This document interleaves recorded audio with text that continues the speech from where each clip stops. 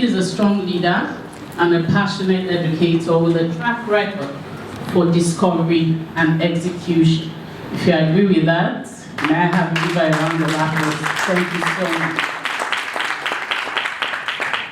She attended St. Anne's School, Ibadan, and Queen's College, Lagos for her A-levels. I know the QC girls in the house are clapping. But isn't there something good about the Ibadan schools? Queen's College, Queen's School, Ibadan, and now St. Anne's. A round of applause to the Ibadan. I'm a product of an Ibadan school, so you will know why I'm so interested in them. She also attended University of Lagos, where she graduated with a bachelor's degree in geography, and went on to the UK to earn Unilag people, that's right. I went on to the UK to earn a Montessori diploma from St. Nicholas Montessori Training Center. Okay. The Green Spring concept was conceived and introduced by Mrs. Koiki in 1985. Her groundbreaking innovations and commitment to the educational sector has kept Green Springs on a steady growth. Green Springs School currently has 3 campuses: Anthony, Lekki, and Ikoyi in Lagos, with a combined population of over 2,000 students. Green Springs Educational Services also run a special needs school in Lagos. Leveraging on her professional experience as an educational instructor, leader, and administrator, she has provided over 30 years of strategic leadership to Green Springs. Mrs. Koiki is a pioneer in providing and promoting inclusive special needs education in Nigeria, and her campaign has led to massive sensitization and awareness of the educational needs in our society. As an instructor, she's sought out by both public and private schools to provide capacity building support. As a passionate educator, she provides learning facilities, training and support to public schools, private schools, and other educational organizations. I certainly can attest to this. Teach for Nigeria, we've been running the institute there. We've done it 2 years, and I know we're going back. Another round of applause to her. Thank you. Okay? Committed to the principle of sharing best practices, she has also introduced a unique annual open house event where Green Springs School opens its doors to the thousands of teachers and school owners from all over the country. The event tagged "What We Do and How We Do It" presents an opportunity for sharing ideas and best practices. She's a founding member of the Association of Private Educators in Nigeria, a board member of its Board of Trustees. She is a board member of Accreditation International, a US-based organization that accredits international schools and sets academic standards for improvement of schools. Mrs. Koiki is motivated by her love for the Nigerian child and remains a preschool teacher at heart. Ladies and gentlemen, please welcome with me Mrs. Koiki. Wow. That's an introduction for me, or sounds like someone else. But really, it's good to be here this morning, and good morning, everyone. And good morning, educators, I should say, because you're all very, very, very special. And thank God for Union Bank that has thought it fit to partner with educators. Thank you, Union Bank, because education in Nigeria has gone through quite a bit of, I would say, nosedive, because way back in the past, by the time you come out of elementary school, I guess standard 6 they used to call it then, you're ready for the workplace. And you're able to read, write, and do quite a lot of things. But now, unfortunately, even our university graduates struggle. And why is that? what has happened? What has happened to us, we, the educators? Now, the theme for today is leading change, or for the conference itself, is leading change in a dynamic environment. Obviously, we know that quite a lot has happened, well, I'll say in the educational space, but beyond that, a lot of changes have been happening in the world. There's been a lot of disruptions to a whole lot of concepts that we've been used to. However, in the field of education, unfortunately, nothing, well, in Nigeria at least, and I dare say even worldwide, not a lot has been done to align education itself with the changes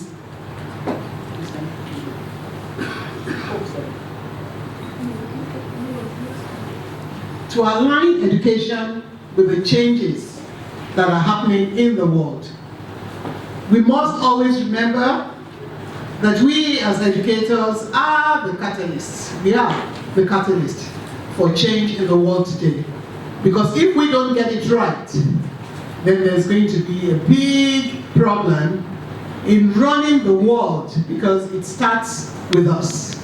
We need to educate the minds of all those that will run with all of these things. Now, my own particular topic is a topic that speaks to collaboration. Collaboration in leadership.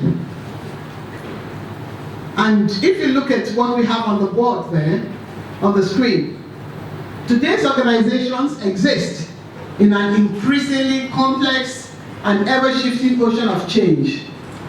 As a result, collaboration is not a nice-to-have organizational philosophy. It is an essential ingredient for organizational survival. Now, what do we mean by that?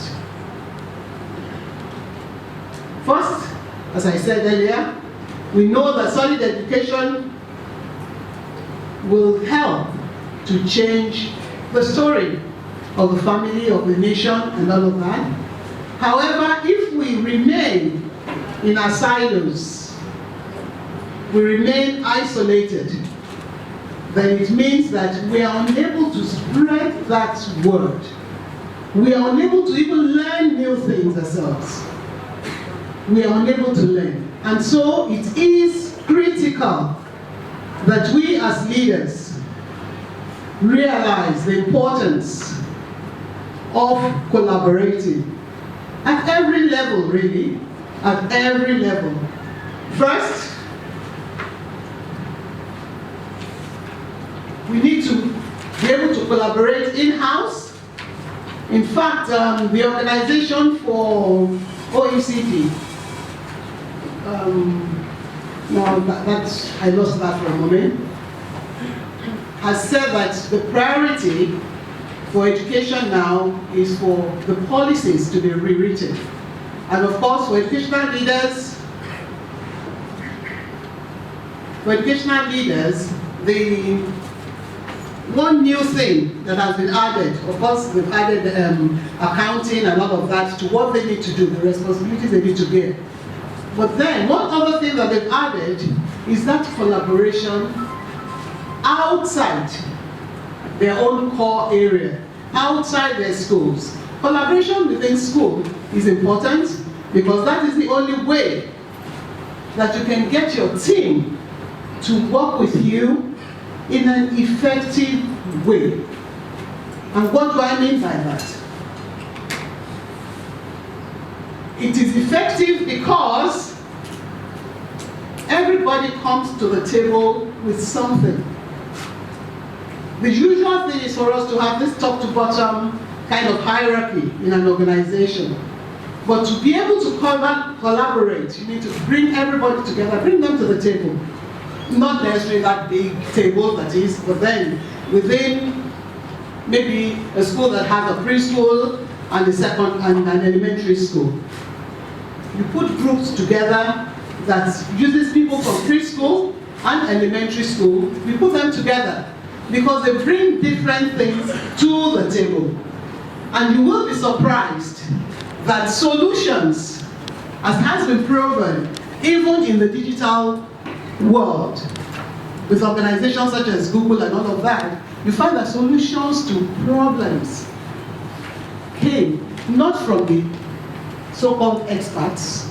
The solutions came from people that were a bit familiar with that industry, but really people that may not necessarily be able to, do not have the knowledge to bring, that kind of level of expertise to the table.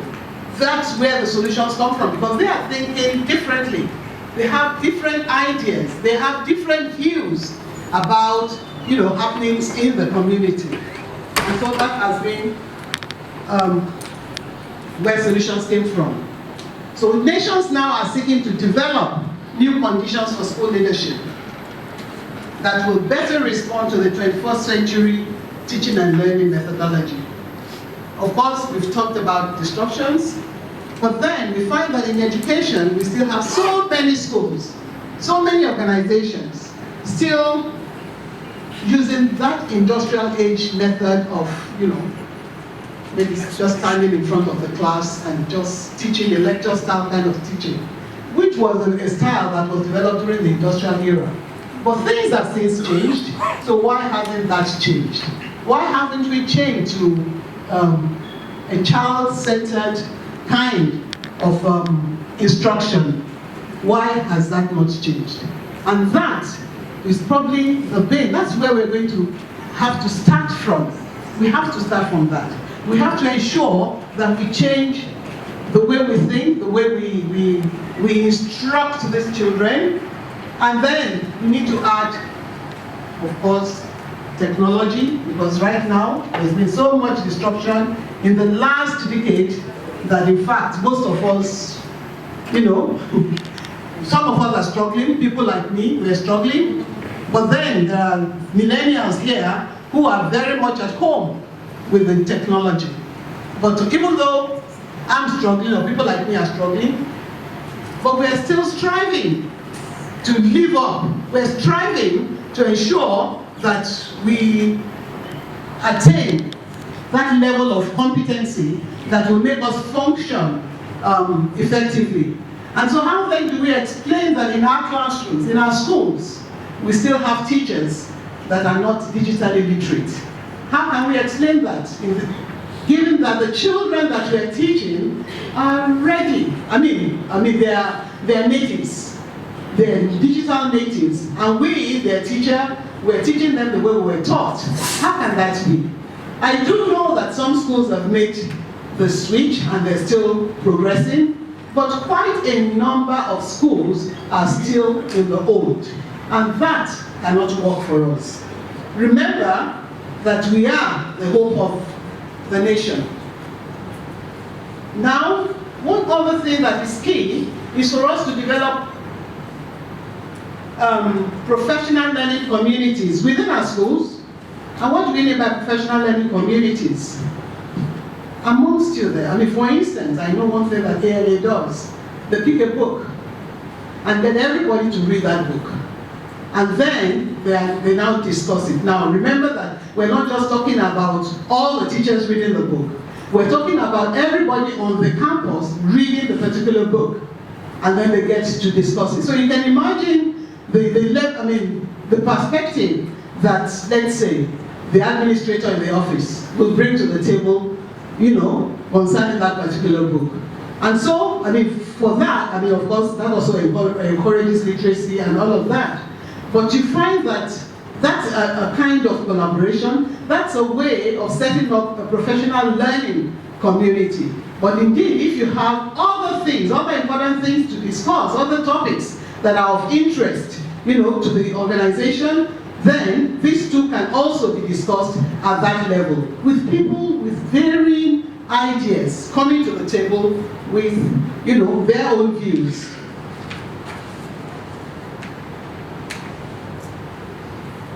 Now, apart from the in-house collaboration, because later I'll talk about collaborating outside of your own environment. If we collaborate rightly within our environment, what it leads to is a better organization. What it leads to is a school that understands itself, knows itself. A school that preaches its vision, puts its vision across, and everybody understands that vision. A school, in fact, I'll call it possibly a thinking school. Because within a thinking school, which is another concept that we need to grapple with at this time, you find that a whole lot of things will come to play. Everybody is trying to think outside the box, considering, of course, that in this environment, in this new age, obviously, we are preparing children, but the future for which we are preparing them, we are not quite sure of that future. We don't have control of what they will be experiencing, given the changes that we don't experience in the last 10 years. So we don't know. So what do? We need to think of, okay, we need to give them skills that will be relevant, that will be useful to whatever situation in which they find themselves. And of course, these skills must be problem solving, analytical, critical thinking, and so it is thinking. Thinking out of the box, being able to work out, you're given a problem, and you're told to find out, to give a solution to it. Now you need to think of it in a logical, analytical kind of way.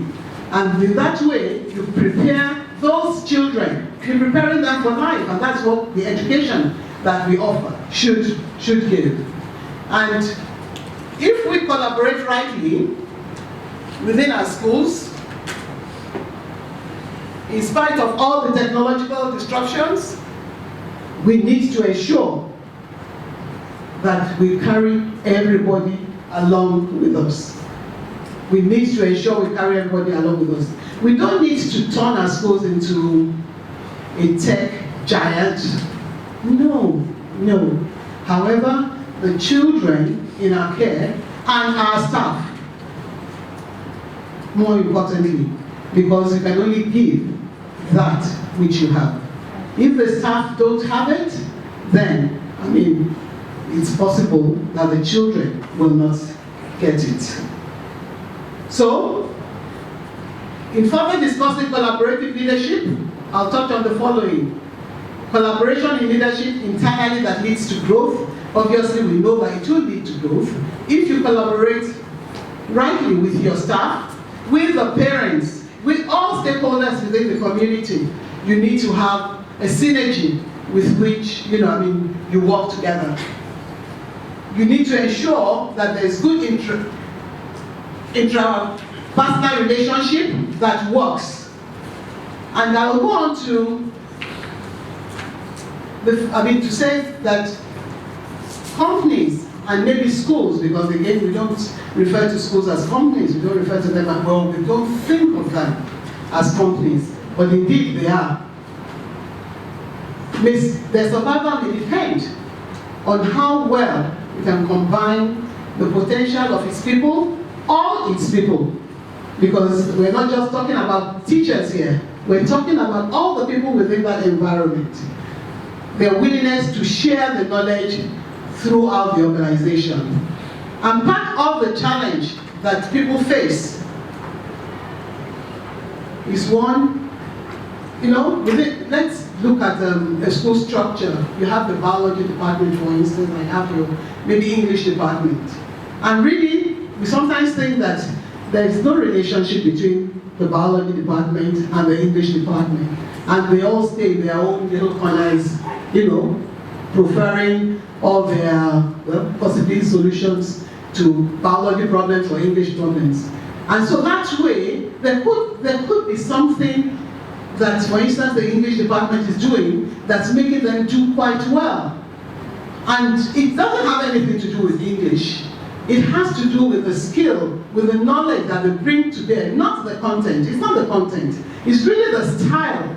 And if you bring such people together, that is the biology department and the English department, they're not talking biology or talking English, really. They're just talking about those transferable skills, those transferable knowledge that they have, so that the whole environment, the whole school, the whole system can be energized. Of course, when you feel appreciated, there's that tendency that you want to stay a while there, in an environment where you feel appreciated, where you feel celebrated. There's that tendency that you want to stay a bit longer there. And so you find that even retention in schools, is improved. Population growth, which I'm sure we are very much interested in, is also enhanced. So we need to continue to collaborate because we want a good school climate with successful students' outcomes that leads to growth. Hence, the importance of working in a cohesive community. Now, collaborative leadership includes the purposeful action we, as leaders, take to enhance the instruction of teachers. But we also need to build relationships with our team members and all other stakeholders, and that includes the parents. It's very important to build relationships with the parents. It's important to build relationships with the students. It's so important. In schools we usually emphasize the visibility of leaders within the school environment. That's very important. The leaders have to be visible. It is important. However, I think it's more important for leaders to engage positively with teachers, with families, and with the students. We need to create more positive relationships with the different stakeholders in our community, because this itself leads to a more positive and engaging school climate. And I believe that our moral purpose, sometimes we ask ourselves, so why are we in this? Why are we teachers? Why are you not an engineer, for instance? We're teachers, we're educators, we are educational leaders. Why? Why that choice? You see, with that, there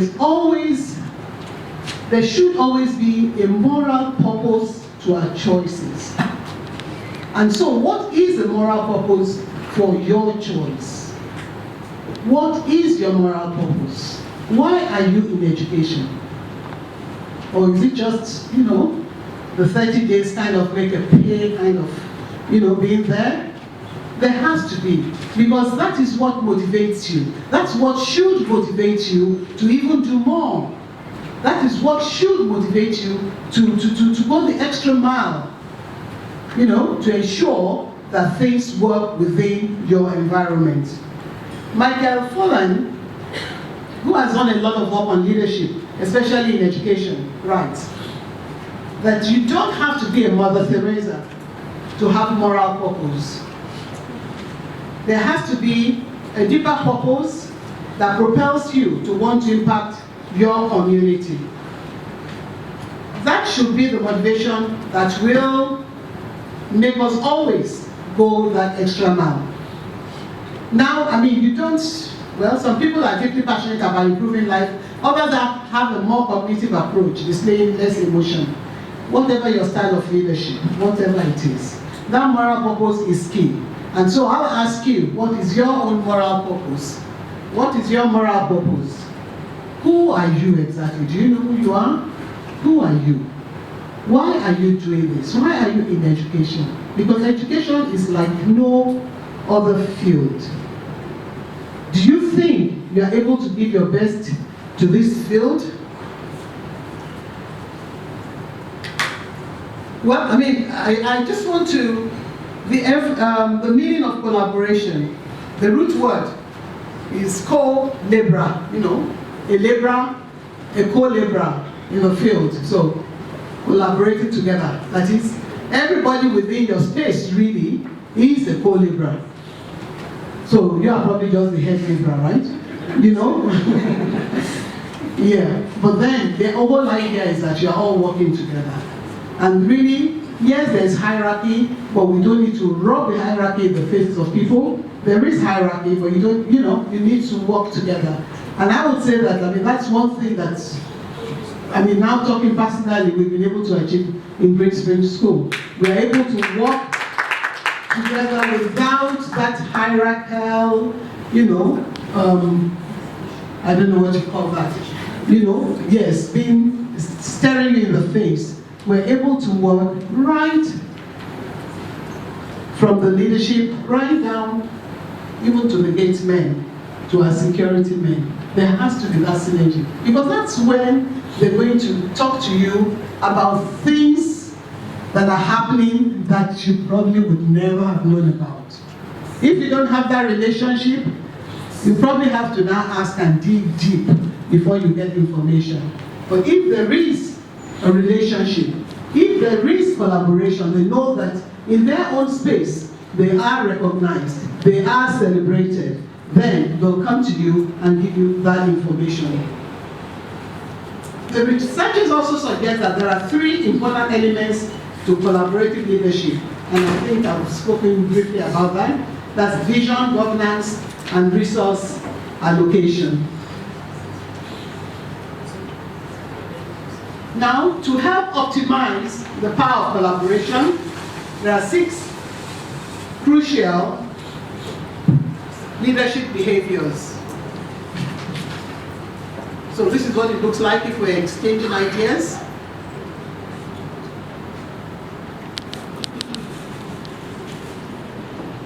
And of course, when there's collaboration, there is definitely a good working environment, a good climate within the space, and there is synergy. Now, part of the 6 crucial leadership behaviors that we may need to consider. I have mentioned some of them, like departments or part of your organization forming, being in their silos, that is, they are being on their own, they're there, in their own corners, doing well. They're doing well. But the point is, if we work together, then it means that we're able to take that, whatever it is that is working for that department, we're all sharing it, and so we can all succeed together. And so that is one thing that has to go. So you need to figure out now, how will I bring everybody to the table?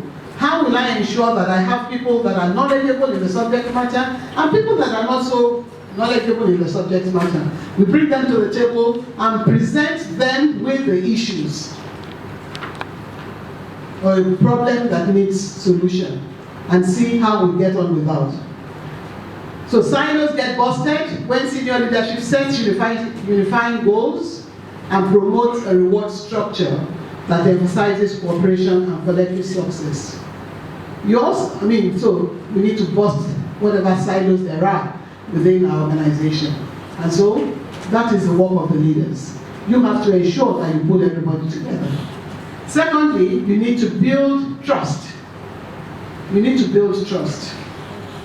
So because a collaborative team is not necessarily a group of people working together, It is a group of people working together who trust each other.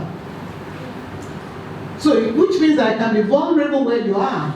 I can make mistakes, and I know that my head is not going to come up. But because you know that I try hard, I'm committed, and all of that. And so even if there's a slip, I know that I am protected. I am in a safe place. And so there has to be that level of trust. In an environment of suspicion, people withhold information, even if they have it.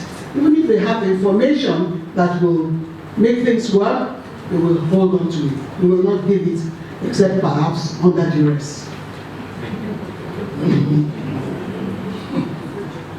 So leaders build trust through honest and transparent communication. So that's important. We must have that from time to time.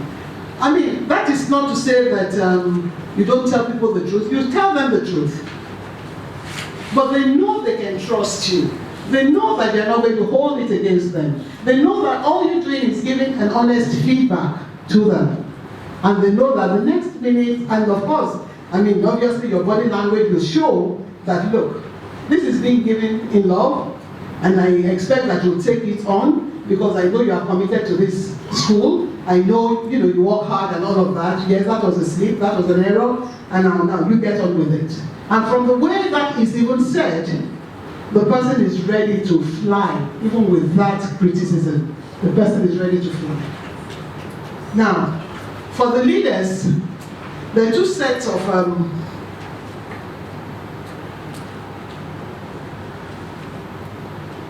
I've gone past all of that. This cannot be read, but let's see.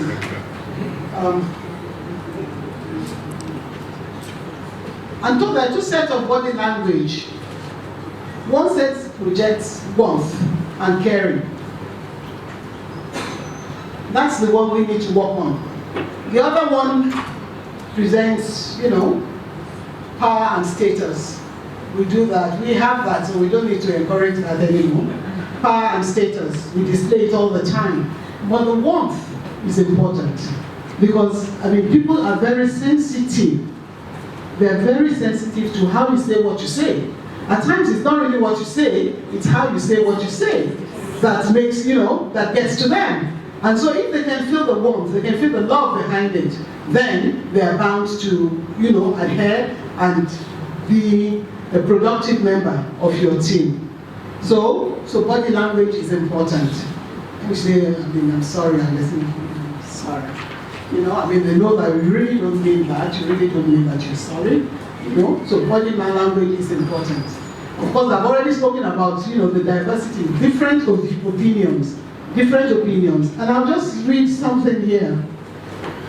Experiments at the University of Michigan found that when challenged with a difficult problem, groups composed of highly adept members performed worse than groups whose members had varying levels of skill and knowledge.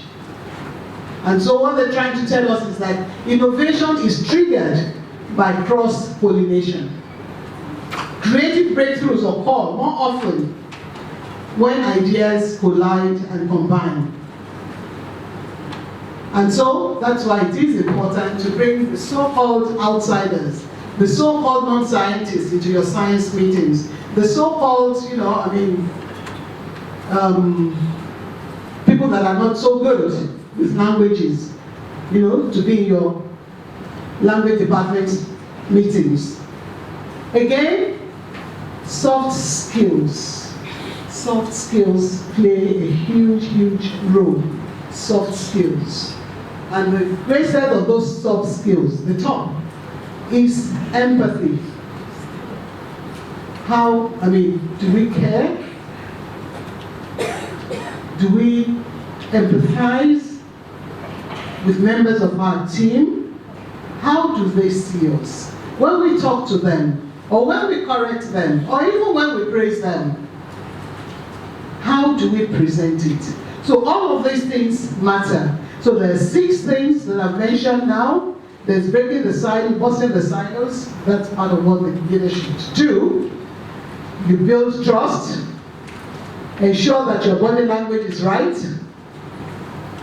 Well, this is about promoting diversity, but really what it is bringing different people with divergent views to the table when there is a problem to be solved. And of course, the sharpening of soft skills. And I think quite a number of us need to sharpen our soft skills. We really need to do that. Because that goes a long way, our AIs and all of that, we really need to sharpen it. Because people just read beyond the words you say. They read beyond the words you say. Your body language and all of that come to play. Development Dimensions International, that's an organization, has studied leadership for over 46 years. In their latest research, with over 15,000 leaders from more than 300 organizations across 20 industries in 18 countries, they looked at leaders' conversational skills that have the highest impact on overall performance. And at the very top of the list was empathy. Specifically, the ability to listen and respond empathetically, and only 4 out of 10 leaders in their global study were proficient or strong in empathy. So it means that that's something that we all need to work on. Yeah, I mean, you know that this person is probably lazy and all of that, but even in trying to talk to that person, you still have to show a level of empathy, isn't it? You know? Yeah. Again, there's one other one, creating psychological safety. It sounds odd to me, but then going through, we're told that human beings, we have 2 primitive instincts that guide our willingness to collaborate or not. And they're triggered under very different circumstances. You know, we've been talking so much about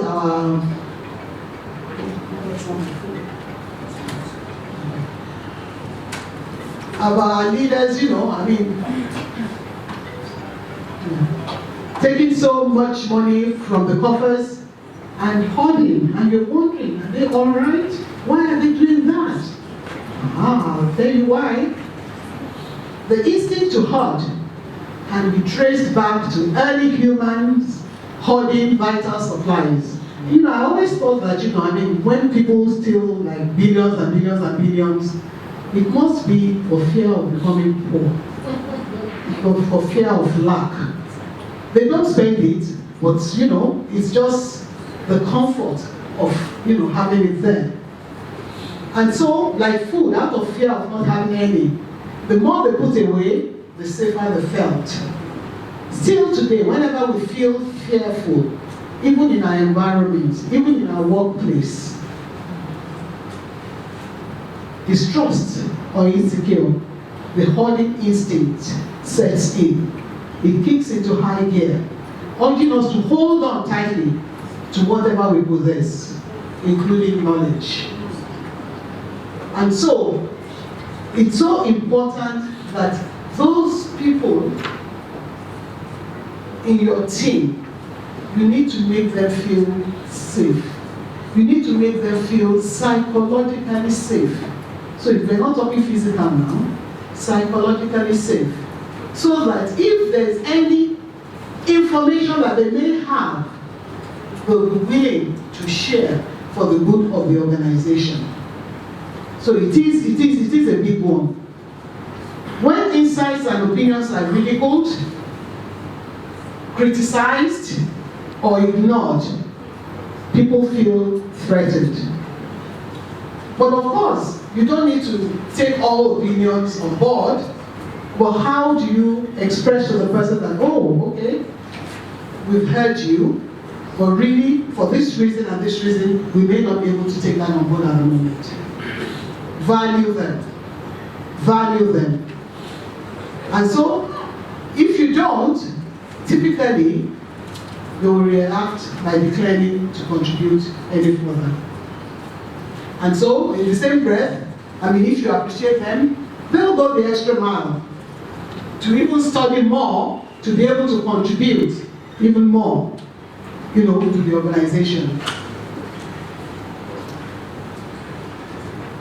Now, I mean, earlier on we spoke about the changing scenarios in schools. I mean, that there's been a lot of disruption, and that's what that is about. That the organization, OECD, just sort of projected that what will the state of education and schooling be, you know, in the next 5 to 10 years. You know, this has been overtaken by events now, and because this was done in 2001, I think. But really, from what I can see, the bureaucratic system, which is I guess that's the baseline, that seems to be where we still are. That's where we are. That's where we are. You know, this scenario shows schools in powerful bureaucratic systems that are resistant to change.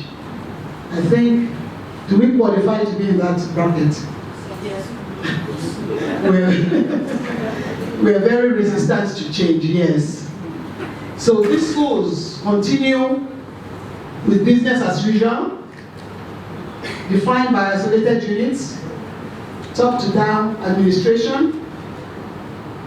The system reacts very little to the environment or to the changes in the world and operates to its own conventions and regulations.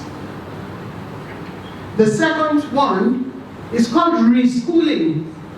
And schools are focused, schools become focused learning organizations. So in this scenario, schools function as focal learning organizations revitalized around a knowledge agenda. This sounds like something that's done in Finland, So I think, something like that. And part of the reschooling is schools as core social centers. And these ones, the walls around schools come down. I think there's a country that practices that. The school, there are no, not like it's not enclosed, not that there are no walls. That's not what it means. It means that other organizations, for instance, it could be health. They may be occupying the same space. And so, they interrelate in a way. So the walls for formal schooling would come down. Now there's the bit about schools working together.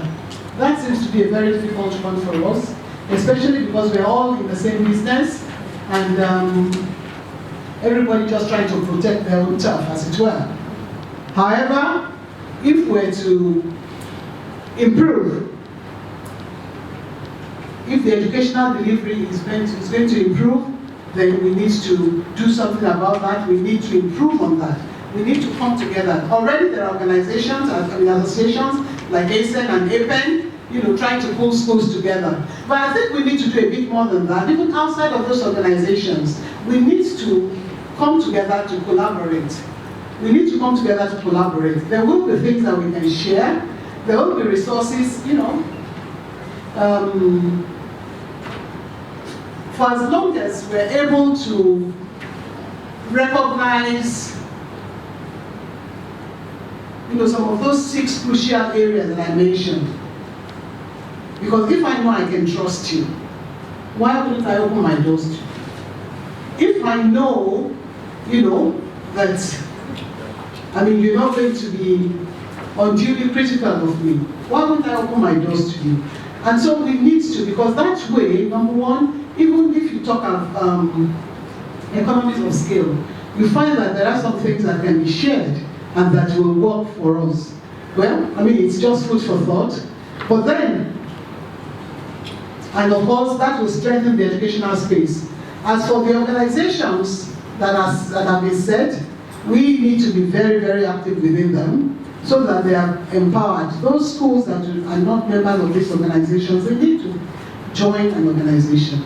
It's important that we all work together as a team. That level of collaboration will give us a voice. We will be able to play the role of advocacy, which is perhaps a very important role, for organizations to play. They play advocacy for the interest of the organization. But if we don't have enough members in that association, the power, they won't have as much say. They won't have as much, strength. So we need to do that.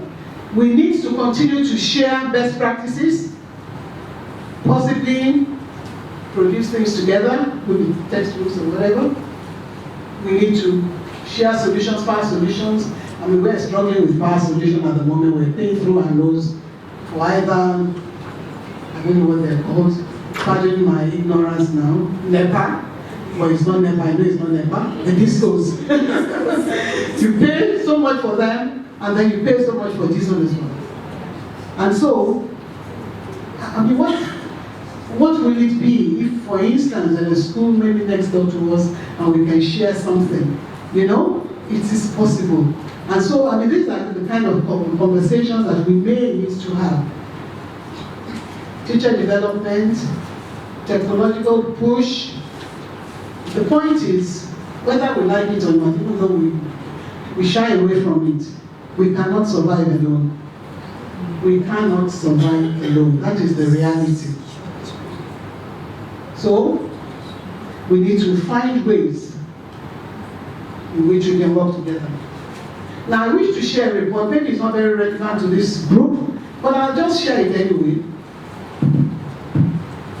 And it will give you food for thought,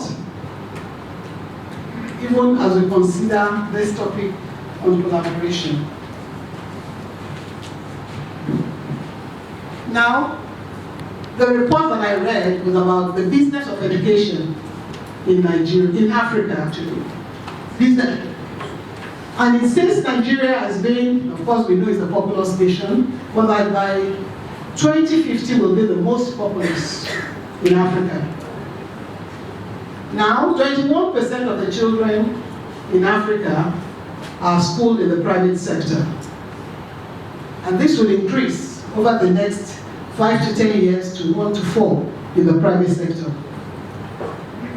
Now, 4.5 to $5 billion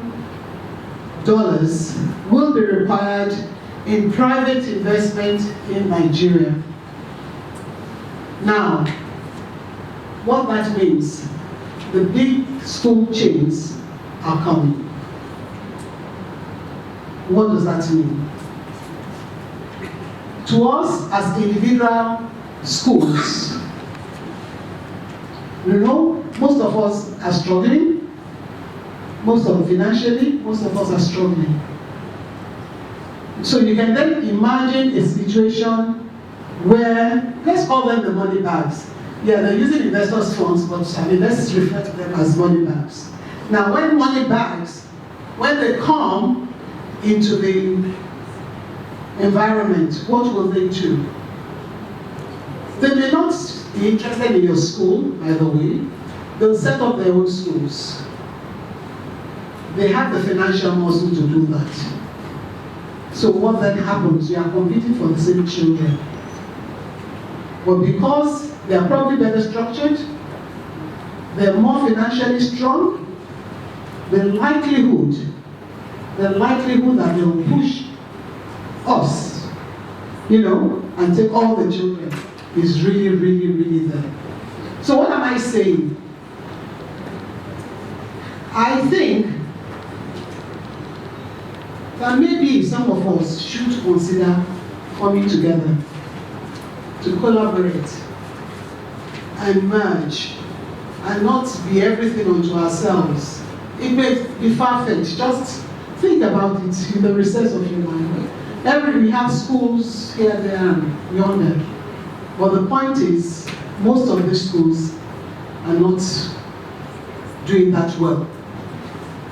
And so you may consider looking for people, schools that share the same interest, that have the same ideology, and merging. Because if we are not proactive, we may end up being pushed away from the scene. I hope that's not sounding so bleak. But, you know, the point is, they are coming anyway. So whatever you do, they are coming.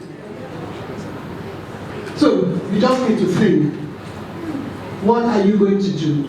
How are you? It's a change. You know, things are just changing. That's what it is. It's part of the change that's happening. It is. And so, how are we going to handle it? What are we going to do? That is what is important. And that's why I'm just, you know, I don't know how many school owners there are here, but really, the point is, you are school leaders. And so you are very important in the scheme of things. You're very important in the scheme of things. And you should be able to also advise accordingly. So, lastly, I think, yes, I have said a few things why we should collaborate. Like APEN, maybe they will be fighting our taxation issues for us, and all the other levies. ITF, you know, or maybe it's only Prince Franks that handles all those issues. Yeah? Does any other school have taxation issues here? I see. Nobody reacted. I thought it was only in Green Springs. Everybody, ITF. So, I mean, we need to also fight. Beyond that, of course, we need to fight for the underserved. Yes, the children in our schools are few, compared to the generality out there. Just a small percentage. But of course, we still want to keep those rules. But we should not forget the underserved children. So how do we... So we have said why should we collaborate? It's the right thing to do. No man is an island. Nigeria needs our voice. And then the moral purpose comes to play. Then a smart labor force leads to a vibrant economy. That is where we've been called to serve. And so we must give our best to that space. So how do we get started? This is a good opportunity. I think over maybe 300 people here. I don't know. Ensure you network. These are opportunities for networking. This is where the conversation sort of starts about a whole lot of things. Be open and be transparent. Respect one another. Be vulnerable. Yes, you'll say the wrong things at times. I do too. I say wrong things at times, so it's okay to be wrong. We should continue to accept our role and we commit ourselves to it. Ours is a noble profession. In conclusion, we are operating in an environment, we must remember that because we've spoken about ITF, we've spoken about taxation. We're operating in an environment where our regulators, with no business insights, enforce policies that are counterproductive at times to their stated mission or business objectives. All sorts of things are thrown at us. But then, they're not malicious, they're just doing their jobs.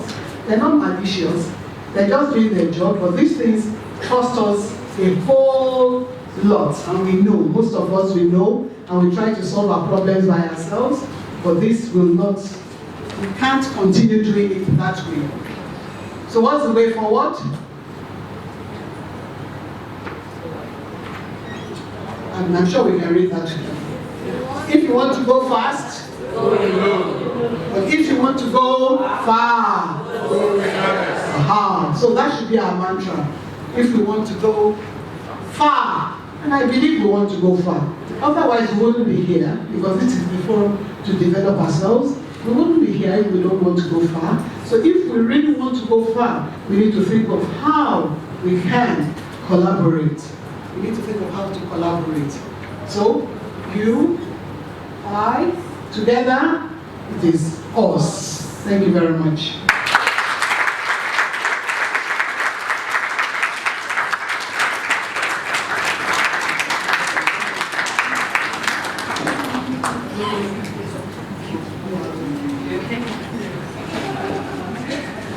Can we all give Ms. Koiki a round of applause, please? I want to say a very big thank you to you. I want to believe that all of us have picked up things already. And one thing I want to say, when we started today, I actually asked us to play a game. And we had to talk to 2 people and get to know about them. That was what was said. If we don't get to know ourselves, we're not going to get very far. We are a very small community in a very big, in an ocean. But we can make the difference if we choose to. Education is not mine or yours, it's ours. And I always say to people, when you see an educational consultant today, and you say, I'm not competing with you. We're not competing, we're supposed to be working together. When you are talking to schools, please, I'm begging. When we're talking to each other, share. It works. It takes us a long way. You will be so surprised that, and I just wanted to get the statistics right, one statistic. There are 18,000 schools registered in Lagos alone. 18,000. There are only 5,000 that are correctly registered. No, sorry, there are 18,000 schools. There are only 5,000 registered. And that's approved, yes. Now, we've got 18,000 schools that are, no, 13,000 that are educating our children. Really? And we'll sit back? Nah, not anymore. I'm hoping at the end of today, I am really hoping that at the end of today, we will decide to make a difference when we leave this environment, not just to our schools, but to our environment. Ms. Koiki, thank you very, very much. Thank you very much.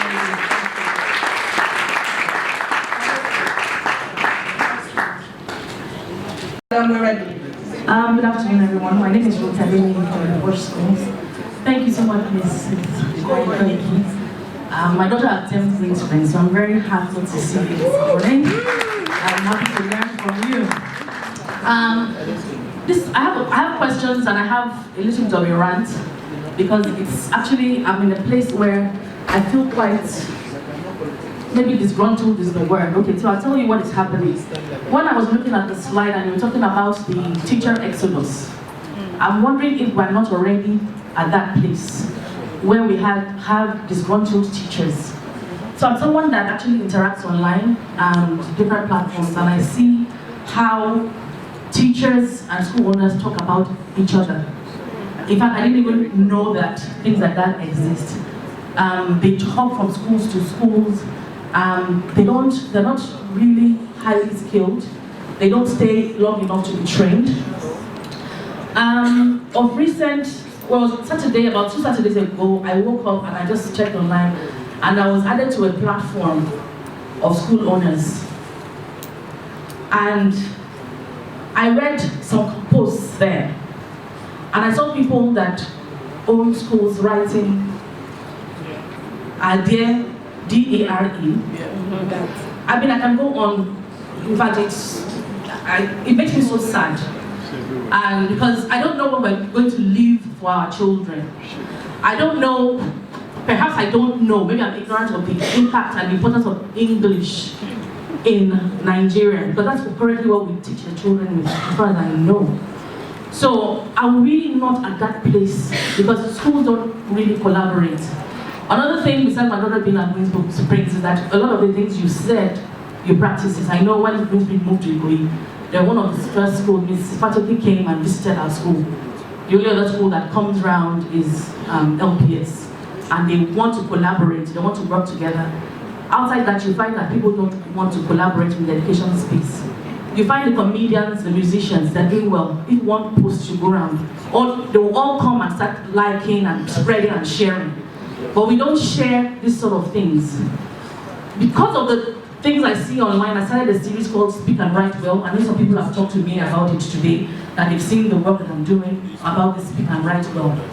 And you get feedback like, and you're wasting your time. Don't you know illiteracy even have school in Nigeria? As long as you have children. And I keep thinking, what is the future if this is what we have? Is that not the teacher exodus based on that slide that I saw? Are we not living already on a time bomb? When teachers don't want to, they're not teachable, they don't, I mean, they're at a place of unconscious incompetence. I'm coming, AM coming. I'm interested, AM interested. They don't know a contraction, they don't know so many things, and they're teaching our children. Many teachers, I've seen their errors, grateful, G-R-E-A-T-F-U-L. Oh, am I the only one, please? No. So this is so bad, and it's making me so uncomfortable, and I'm wondering what is the future of Koiki. So, yes, so my question, that is my question. It's around, are we not in that teacher exodus, and what are we going to do about it? That is the question. Thank you so much, ma'am. More, you understand? Everybody is moving around, we're all moving around, you know? However, that is why it is important that we run a collaborative system. Ensure that at least you understand what is happening to them in their lives, understand it, so that you can give the necessary support. Because even these teachers that are moving around, some of them are moving around because of 5,000. You understand what I'm trying to say? And so if you if you have a system, you know, a protective system around them, you may, and you know, you may be able to give them the necessary support and get them through that hurdle, because it's when they get to a point, you know, I mean, they feel that push, and if you are there to catch them, they may not live at that point. There's nothing wrong with teachers moving, though, so don't get that wrong. There's nothing wrong with that. You understand? But, you know, the kind of exodus for 1,000, and at times, of course, it's because the experience that they really want, you know, their moral purpose is not being achieved within that school, and so they need to move. And if it's not being achieved, that means that even the school will suffer by them being there, so it's better for them to move.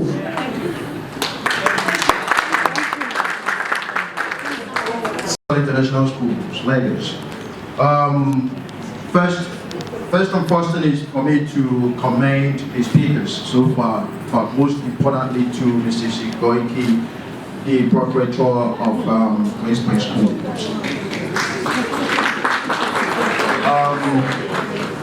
Second one is just a request. I don't know how possible it's going to be, Madam, if you can forward all your tips and all the facts that you have given us this afternoon that are very, very rich into our email, so that it could help all of us, you know, to navigate our schools and learning institutions very well. Thank you, Madam. Partnership with Union Bank because of the photographs. Okay. On behalf of Alexia, in partnership with Union Bank, we want to give you this.